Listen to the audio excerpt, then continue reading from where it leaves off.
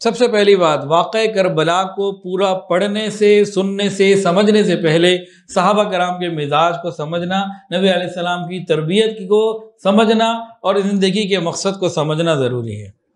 اس کے بغیر جو صرف ڈائریکٹ واقعہ کربلا سمجھنے کی کوشش کر رہا ہے، یہ غلطی پہ جا سکتا ہے، خطرے میں پڑا ہوا ہے۔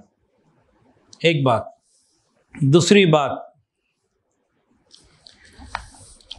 حضرت حسین رضی اللہ تعالی عنہ نے اپنے عمل اور کردار سے یہ سبق دے دیا کہ ایمان والے پریشانیوں کے وقت میں جرأت کا اظہار کرتے ہیں، بہادری کا مظاہرہ کرتے ہیں اور آگے بڑھ کر قربانیاں پیش کرتے ہیں۔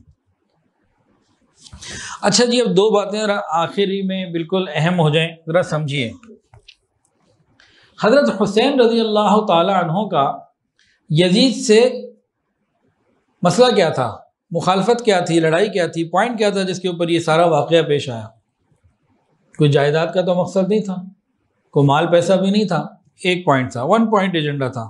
حضرت حسین رضی اللہ تعالیٰ عنہ یزید کو خلافت کا اہل نہیں سمجھتے تھے۔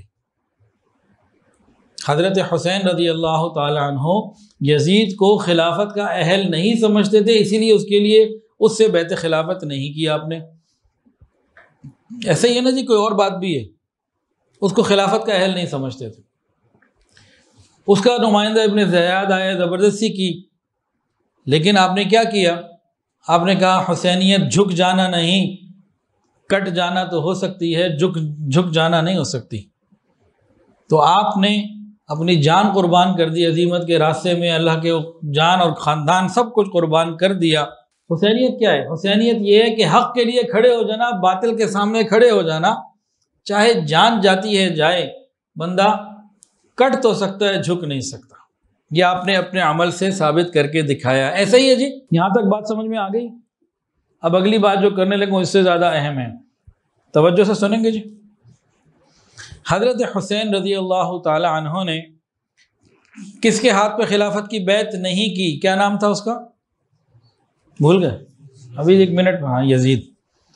یزید سے پہلے کون تھے جی مسلمانوں کے خلیفہ؟ کسی کو معلوم ہو تو بتائیں۔ حضرت معاویہ رضی اللہ تعالی عنہ، ان کے ہاتھ پر حضرت حسین نے خلافت کی بیعت کی۔ اس سے کیا ظاہر ہوتا ہے کہ ان کی خلافت حق تھی تو بیعت کی۔ یزید کی خلافت کو انہوں نے سمجھ لیا کہ یہ حق نہیں ہے تو بیعت نہیں کی، جان دے دی۔ تو حضرت حسین رضی اللہ تعالیٰ عنہ کا یزید کی خلافت پہ تیار نہ ہونا، اس سے بیعت نہ کرنا، اس بات کی دلیل کہ یزید خلافت کا حقدار نہیں تھا، اور یہی دلیل کہ انہوں نے حضرت معاویہ رضی اللہ تعالیٰ عنہ کے ہاتھ پر بیعت کی، یہ اسی بات کی دلیل ہے کہ حسینیت ہی یہی ہے کہ حضرت معاویہ رضی اللہ تعالیٰ عنہ حق ہے، ورنہ وہاں کھڑے ہو جاتے۔ اور آگے چلیے، حضرت حسن رضی اللہ تعالیٰ عنہ کون ہیں؟ حضرت حسین کے بھائی، بڑے یا چھوٹے؟ بڑے بھائی۔ حضرت معاویہ رضی اللہ تعالیٰ عنہ کو خلافت کس نے دی؟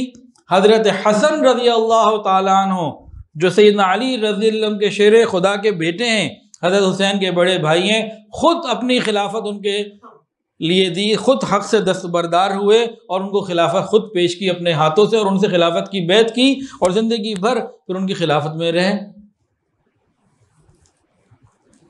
اب حضرت حسن رضی اللہ تعالیٰ عنہ نے ان کو خلافت خود دی، ان سے خلافت کی بیعت کی، سیدنا حسین رضی اللہ تعالیٰ عنہ سے خلافت کی بیعت کی۔ تو اب اسی سے آپ مقام کا اندازہ لگا لیجئے، کاتب وحی، نبی علیہ السلام کی اہلیہ کے بھائی، آپ کے برادر نسبتی سیدنا امیر معاویہ رضی اللہ تعالیٰ عنہ کتنے مقام کے صحابی تھے، عظیم صحابی تھے۔ تھوڑا اور آگے بڑھوں، میں اتنا کافی ہے۔ سیدنا علی رضی اللہ تعالیٰ عنہ، ان دونوں کے والد گرامی، انہوں نے اس سے پہلے جو تینوں خلفائے کرام گزرے، تینوں کی بیعت بھی کی، ان کی اطاعت بھی کی، ان کی سرپرستی میں وقت بھی گزارا۔ حضرت ابوبکر صدیق رضی اللہ عنہ سے خلافت کی بیعت کی، حضرت علی رضی اللہ تعالیٰ عنہ، حضرت عمر سے کی، حضرت عثمان سے کی۔ اس کا کیا مطلب ہے؟ کہ سارے ہی ٹھیک آ رہا تھا سلسلہ، وہ تو یہاں کے معاملہ ان کے نزدیک خراب ہوا کہ یزید جو ہے یہ اس مقام کا بندہ نہیں۔ جو صحابہ کرام گزرے ہیں۔ تو ان باتوں سے آپ کو سمجھ میں آ گیا کہ واقعہ کربلا یہ کس بات کی نشاندہی ہے؟ واقعہ کربلا حضرت حسین رضی اللہ عنہ کا یہ اصولی موقف کہ یزید خلافت کا اہل نہیں، اس بات کی دلیل ہے کہ حضرت معاویہ رضی اللہ تعالیٰ عنہ پچھلے سارے خلافت کے اہل تھے، ورنہ وہاں کھڑے ہو جاتے۔ اب کوئی نہ سمجھنا چاہے تو نہ سمجھنا چاہے، اس کے بارے میں کیا کیا جا سکتا ہے۔ بہرحال الحمدللہ اہل سنت والجماعت ہمارا یہ عقیدہ ہے، تمام صحابہ کرام رضوان اللہ تعالی علیہم اجمعین، ان سے اللہ رب العزت نے جنت کا وعدہ کیا ہے، سارے کے سارے حق ہیں، ہمیں کسی کے اندر کمی بیشی کرنے کا کوئی اختیار نہیں، سب کے اللہ نے مقام اور مرتبے رکھے۔ نبی علیہ السلام کے تمام ساتھیوں کو اللہ نے ان کے لیے خود چنا۔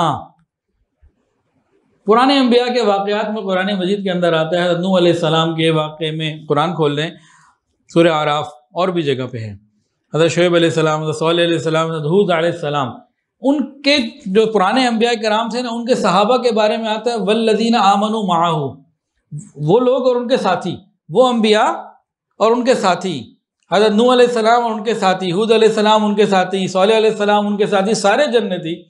ارے جب گزشتہ انبیاء کے صحابہ جنتی تو نبی علیہ السلام کے صحابہ تو اعلیٰ جنتی ہیں، یہ تو قرآن سے بات ثابت ہے، اس میں کون سی پریشانی کی بات ہے؟ تو صحابہ سے محبت ہمارے ایمان کا حصہ ہے۔